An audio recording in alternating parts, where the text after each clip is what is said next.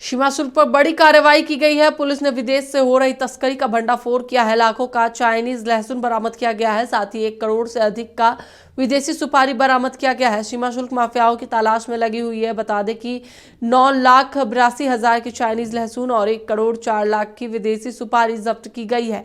सीमा शुल्क प्रमंडल फारबिसगंज से के अधिकारियों ने गुप्त सूचना के आधार पर कार्रवाई की है। इसी पर अधिक जानकारी के लिए हमारे साथ हमारे सहयोगी मरगूब जुड़े हुए हैं, उनसे बात करेंगे। मरगूब, सुपारी और लहसुन दोनों ही बरामद की गई है, वो भी भारी मात्रा में, क्या है पूरी जानकारी? देखिए, दोनों तस्करी का संबंध विदेश से है। ये जो चाइनीज लहसुन है ये चाइना से आता है और इसे लाया जाता है। लाने के बाद, क्योंकि ये रेवेन्यू का लॉस है बिहार सरकार का, भारत सरकार का, और लाने के बाद इसकी तस्करी की जाती है, कह सकते हैं कि बिहार से लेकर दिल्ली तक, और इसे सप्लाई किया जाता है तस्करों के माध्यम से।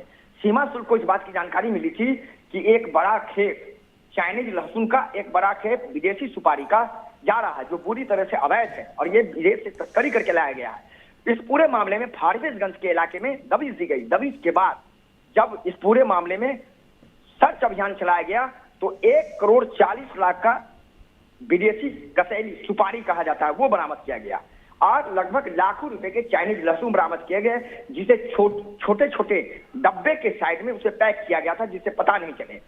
जिन लोगों को हिरासत में है उससे पूछताछ की जा रही है।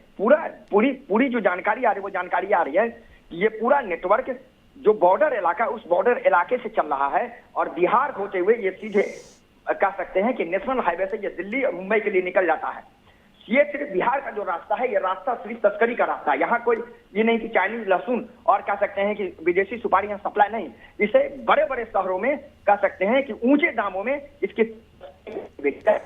और जो विदेशी कह सकते हैं कसैली है, ये विदेशी कसैली जो हमारे यहाँ देसी कसैली है उससे ज्यादा खतरनाक है। तो ये जो पूरा कॉकस है, ये पूरा एक बड़ा गिरोह है जो अंतर्राष्ट्रीय स्तर पर चल रहा है। सीमा शुल्क के लोग, जो लोग हिरासत में लेंगे, उनसे पूछताछ करके उसके मास्टरमाइंड और किंगपिन को पकड़ने की कोशिश कर रही है। हाल के दिनों का ये जो चाइनीज लहसुन और विदेशी सुपारी का ये सबसे बड़ा कैच है। 1 करोड़ 40 लाख रुपए की सुपारी आज तक पकड़ी नहीं गई थी बिहार में जो विदेश से लाया गया हो। फिलहाल इसके किंगपिन और इसके सरगना के बारे में पूछताछ चल रही है। फिलहाल उसकी पहचान की कोशिश में सीमा शुल्क लगी हुई है। पहचान के बाद फिर आगे इस पूरे मामले में कार्रवाई होगी। चलिए, बहुत बहुत धन्यवाद मरगूब पूरी जानकारी के लिए। तो एक बार फिर से आपको बता दें कि लाखों का चाइनीज लहसुन और विदेशी सुपारी भी बरामद किया गया है।